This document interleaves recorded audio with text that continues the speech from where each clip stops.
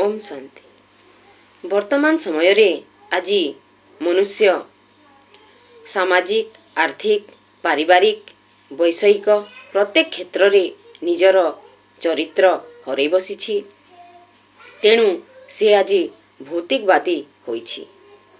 फलरे से आज सुख शांतिमय और निश्चिंत जीवन यापन करिबा ता पई कष्टसाध्य। भौतिक ज्ञान आहरण द्वारा से जीविका निर्वाह करि पारिबो सत, किंतु एक निश्चिंत जीवन यापन करिबा पई जेउ बंचिबा कला आवश्यक ताहार अभाव देखा जाए। तेणु आज जणे अन्यर शत्रु होइछि, किए काहाकू दुख देवा पई पछौ नाहंती। पुनः एक आशापूर्ण